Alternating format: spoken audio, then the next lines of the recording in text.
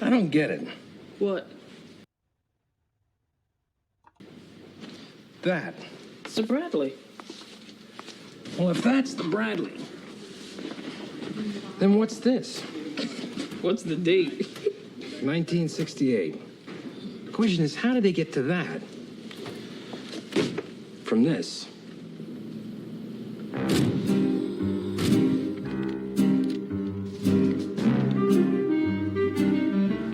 Gentlemen, our mission was to design and implement an infantry transport vehicle that would be a worthy replacement for the M113 armored personnel carrier.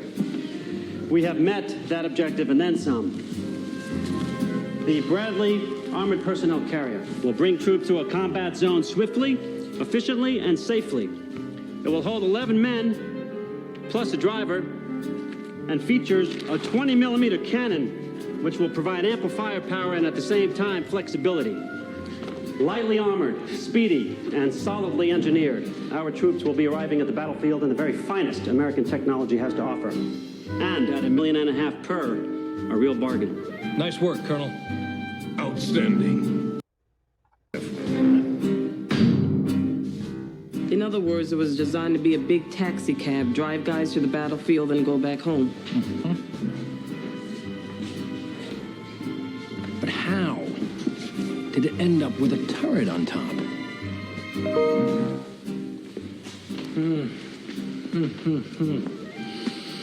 Well, this is all well and good, Colonel Smith, but... Something wrong, General? Well, with this gorilla in production, I don't suppose there's going to be anything left in the budget for my scout.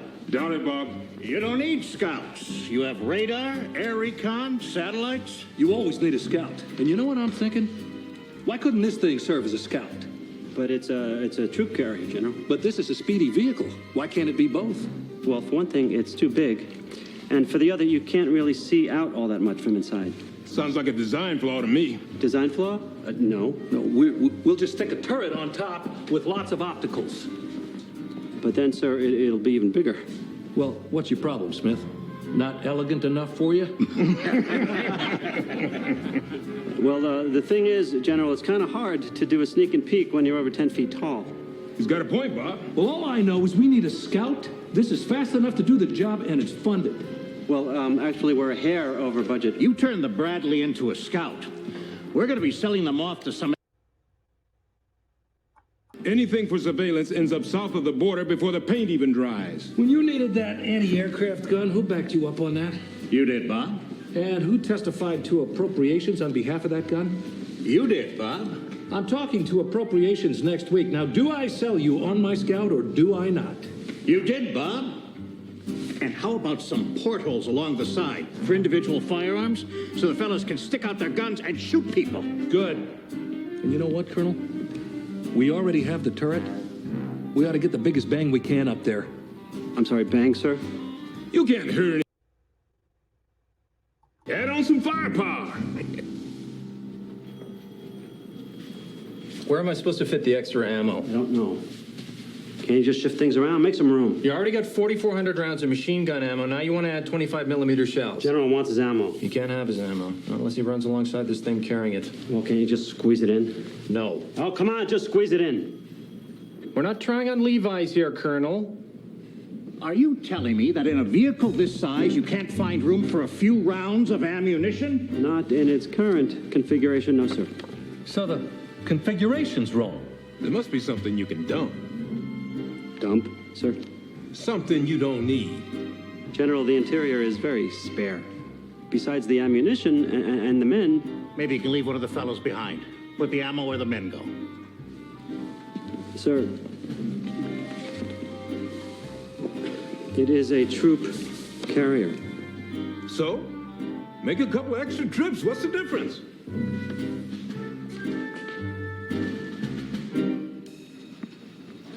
They want a transport that doesn't carry men and a scout that's got a cannon as big as a tank's on it. And portholes. Oh, great, portholes. So the guys can shoot out whatever they can't hit with their cannon.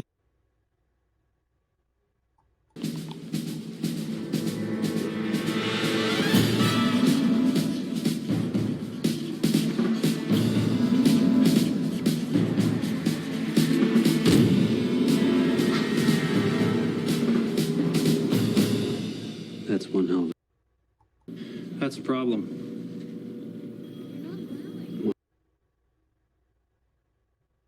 Your turret, and the enemy's going to unload on you with all they got. Might as well paint a big red bullseye on the side.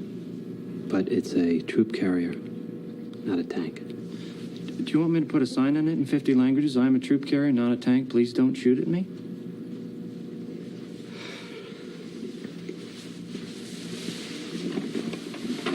This was going to be so beautiful.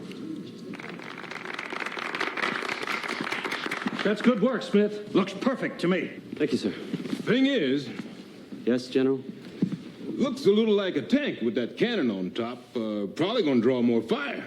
Actually, sir, that has come to our attention. We know it's not a tank, but will the other side? I guess we could always thicken the armor, toughen up the hide a bit. Colonel Smith, could you explain why you put those portholes there? Yes, sir. As per your request, so the men could shoot out at the enemy. You're joking, aren't you? Besides, portholes? What are we in now, the Navy? Say, you think you could make this thing amphibious? You know, get the troops across a river? No. No, sir. No. No. Amphibious? The Bradley's supposed to swim? In theory, at least. Amphibious troop carrier / scout. Slash tank. Couple more months, I bet they can get this thing to fly. What's this in the margin? Please help me. I am losing my mind. RLS.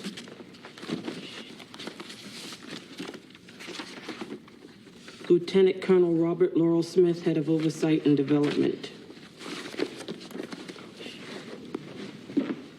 Aluminum. This thing's got an aluminum skin. Huh? Anything an enemy tank fires at is gonna go through it like a hot knife through butter. We're doing the specs on using steel rather than aluminum. Of course, steel is much heavier than aluminum, so it won't go as fast. No, we can't lose speed. We lose speed, it won't work as a scout vehicle. It won't keep pace with the M1 tanks either. Thicker armor's a reactive measure. Let's think proactive here. I say equip the thing with anti-tank missiles. Then it can blast those enemy tanks before they get a chance to fire. What do you think, Colonel? Fine. Anti-tank missiles? I don't know. Where do I put them? The men will have to wear the missiles as hats. I don't know, Jones. That's why you get paid the big bucks. Colonel, there's no room. We're not talking About a about... pair of Levi's. I know. What I'm talking about is 11 years with nothing to show for it. Except an ulcer the size of the District of Columbia and a career that's on permanent hold. You see this? I've been a bird colonel so long, I swear I'm growing feathers. Now, if you have to design how...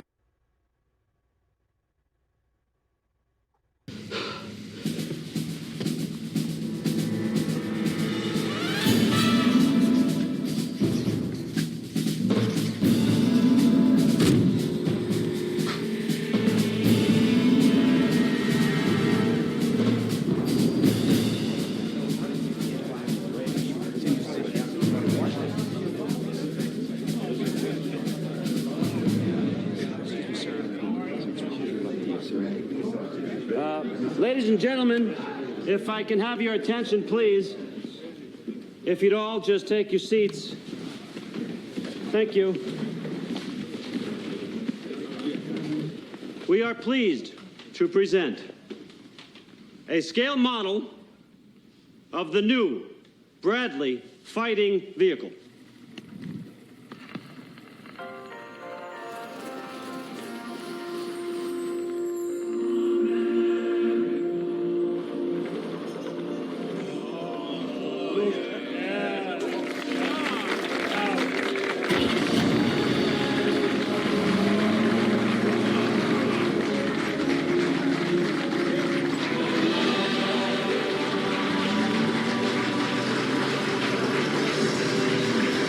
Featuring scout, troop transport, and anti-tank capabilities. It carries 6 men. How many was it supposed to carry?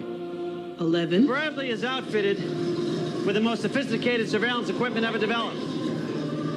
It is also equipped with a rapid-fire cannon and an anti-tank rocket launcher. Which means it's loaded with 1,500 shells and 10-tow anti-tank missiles. So in summation, gentlemen, what you have before you is a troop transport that can't carry troops, a reconnaissance vehicle that's too conspicuous to do reconnaissance, And a quasi-tank that has less armor than a snowblower, but has enough ammo to take out half of D.C. Fantastic. Congratulations, General Smith. General. Let's build it. They're building it? This is what we're building?